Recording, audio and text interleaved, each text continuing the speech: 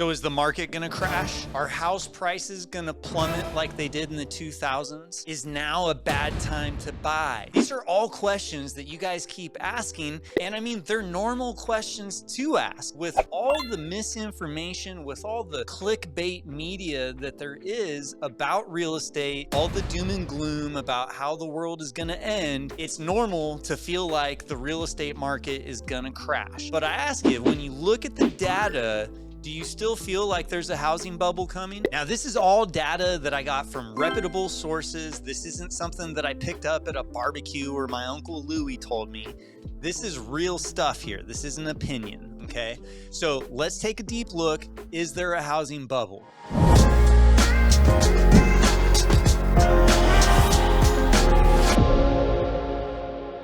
Before I dive in, do me a huge favor. Make sure to like, comment, and subscribe so you get more videos like this. So is there a housing bubble coming? Well, let's start with a recession, because everybody keeps talking about recessions. There's this recession coming, or maybe we are in a recession. And I don't want to get into the weeds on are we or are we not in a recession. After all, this video is about a housing bubble.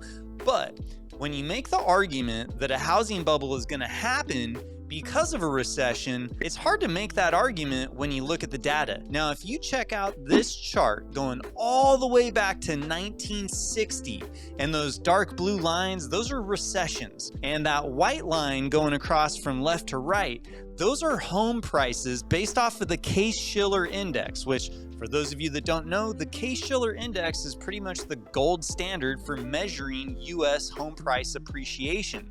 And you'll see that, in fact, out of every recession since 1960, home prices have actually come up. The only exclusion is the Great Recession. However, if you look at the data, the Great Recession was actually caused by a housing bubble. Why was there a housing bubble in 2007?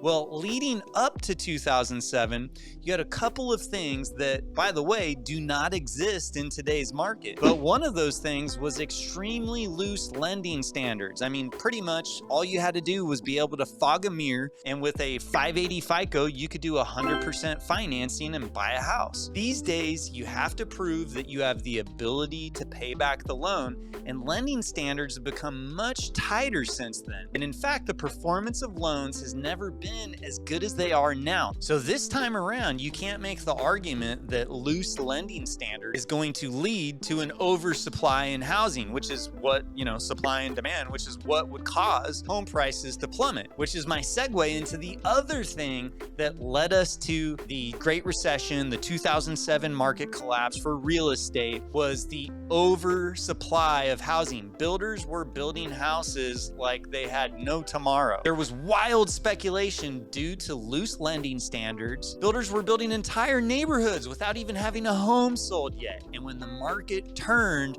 there was all this empty inventory, which of course caused the Great Recession. Not vice versa, which if you look at these other recessions since 1960, you're going to see home prices go up. In fact, our most recent recession that happened right before the pandemic, what did we see? Home prices skyrocketed. So let's switch gears and look at household formations versus housing completions, which for those of you that don't know, a household formation would be like a kid lives with their parents, turns 18, moves out on their own and goes and rents their own place or buys their own place. That is a new housing formation. Or maybe a married couple, they get a divorce, they split up, they go live in their own homes. That's another housing formation. Housing completions is when builders complete the building of a house and they make it available for sale. And you'll see that in 2006, household formations dropped like a rock, yet housing completions were at almost a record high. They were building more houses than ever made in history. So again, supply versus demand. Now, why did housing formations fall off like a rock? Well, if you look at the average age of a first-time home buyer during that period in 2006, they were born in 1973. What also happened in 1973? There was a major thing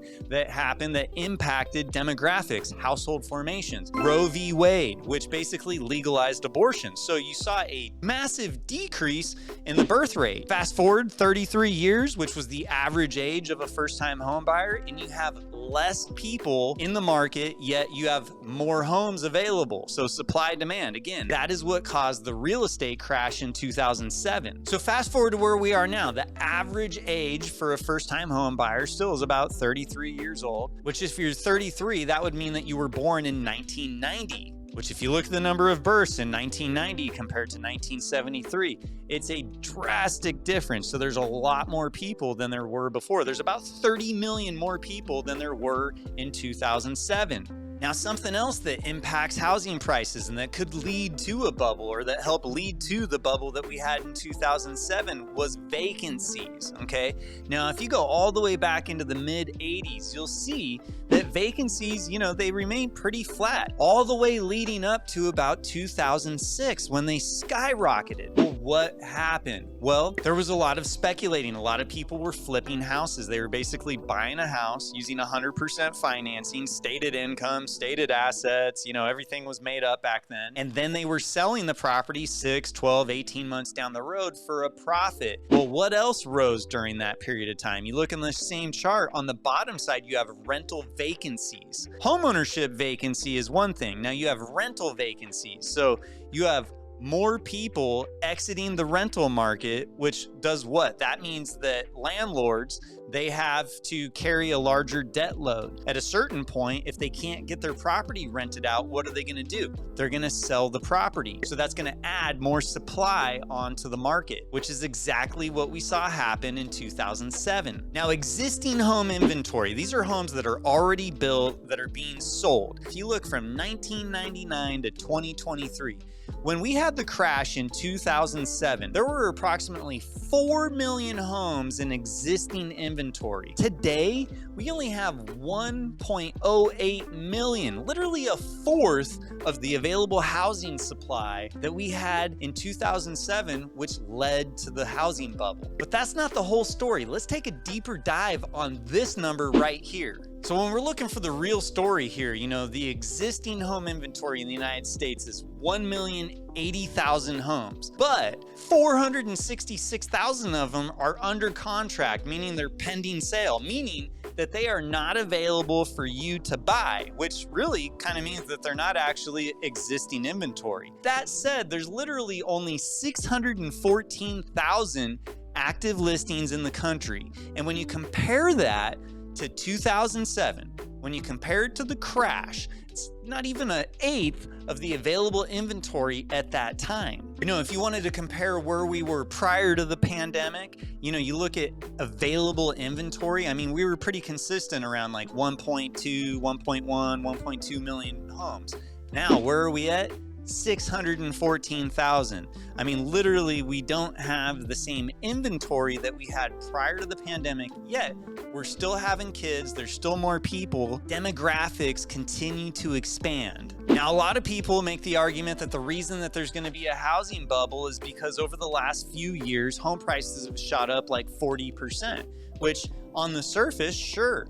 But if you go back in time, you look at the last 80 years, if you go all the way back to 1941, there's been 73 years where home prices have gone up, 7 years where they've gone down, and 1 where they've remained flat. Literally 73 out of the available 81 years looked at, home prices went up. You're gonna bet against that? Prices going up in 2020 and 2021 do not mean there's a crash ahead. If you look at history, from 1943 to 1947, home prices compounded at 118%, then went higher for 43 straight years. You literally have to go all the way to 1989 before it changes. From 1974 to 1979, prices compounded 93%. Then they went up for 10 years before only going down for 1 year in 1990. Then after 1990, another 14 consecutive years of positive appreciation. Now everybody wants to focus on 2007 to 2011, the Great Recession, the housing bubble, the basically like the biggest housing bubble we've ever had. But again, if you go back to available inventory and you look at 2007, there were 4 million homes available for sale. Today, there's less than 1 million homes for sale. So you literally have less than a fourth of the available inventory that you did in 2007.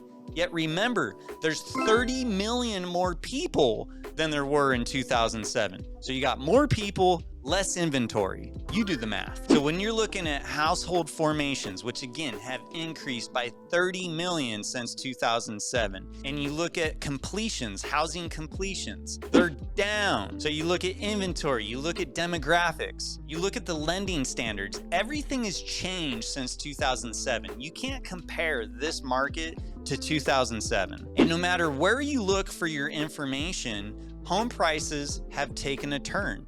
They were coming down for a few months. I mean, basically the market topped out last June and then was declining half a point, whatever, on a month-over-month basis. And when we got to February of 2023, just this last February, things took a turn. And what you're looking at here is basically like the top 5 repositories for housing information. You got the Case-Shiller Index, which, like I've said, that's the gold standard for measuring appreciation in the United States. You got the Federal Housing Finance Agency, which shows you what conforming mortgages, what home prices are for those deals. You got CoreLogic, Black Knight, Zillow, all these major real estate companies reporting on home price appreciation, and across the board, prices are going up. You know what else is happening? Prices are accelerating. It's heating up. Not only are prices going up, they're going up faster. Now let's look at what happened last time the market bottomed out. So in 2012, home prices shot up 8% over the next year. And that was when we had 2.4 million homes in inventory. And again, we have 614,000 available homes right now. Yet we have 30 million more people than we did in 2007. So when you look at inventory from when we had the last market bottom, you have half the houses available than you do today. Supply and demand. So in my opinion, when you look at the data, when you take your feelings out of this and you look at the actual data available, home prices are not coming down. In fact, what we're seeing is they're going up. And unfortunately, the housing market is strong. I know everybody wishes that prices would come down and you'd be able to get a great deal on a house, but the fact of the matter is at the end of the day, there's too many of us and there's not enough houses, and builders can't make enough homes to catch up. And so we have this constant supply and demand drag with a drag on supply.